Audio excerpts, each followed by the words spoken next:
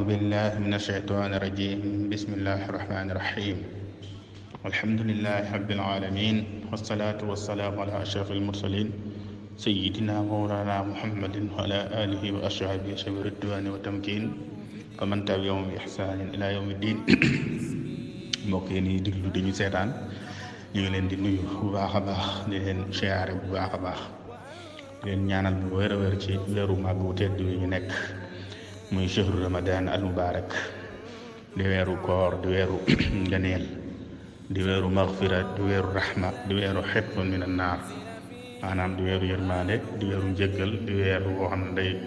goreel nit ci sawara ñu ngi ciy siyaare mbokk yëpp di leen ci ñaanal bu baax di ci sàkk it ñëpp seeni ñaan rek xam naa waxtaan wi indi woon tey nag indi tuuti rek ci koor nga xam ne moom lañ toll nii ci jamonoom léegi nag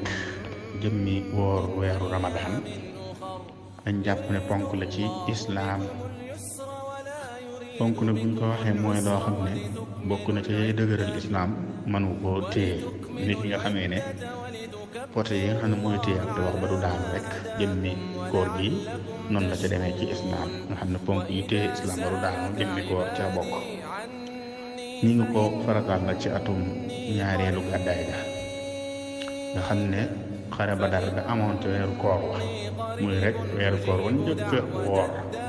ca ban ko farataalee koor gi ñu njëkk a waral ci jullit ñi nag jàppal na mooy yow ma Ashura bu woor weeru koor ñëwee nag daal di koy wecci nga xam ne léegi moom moo nekk farata ja di ponk ba di li ñu war a jàpp war koo téye koor nag alxuraan ci boppam saxal na ko bu demee ci alxuraan da ngay dégg yaa ayyuha alladina amanu kutiba alaykum siyaamu kama kutiba ala alladina min qablikum laallakum tattaqun waxaat ci beneen bara wala sax ca lu soriwul dara rek shahru ramadan allati unzila fihi alquran hudan linnaasi wa bayyinatin min alhuda walfurqan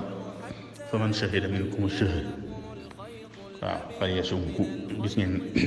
kon lu wér a wér la suñu demee ci hadis it hadisu ibnu omar boobu muy buniyal islaam ala xamsin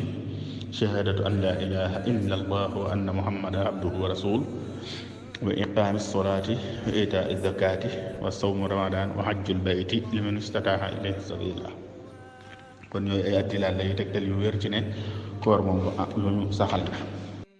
jëmmi koor googu nag képp koo xam ne nekk na mukallaf nga xam ne am xelam dara ci sikku ca doful xawuta it mel na kuy bëgg a dof wala yu ni mel rek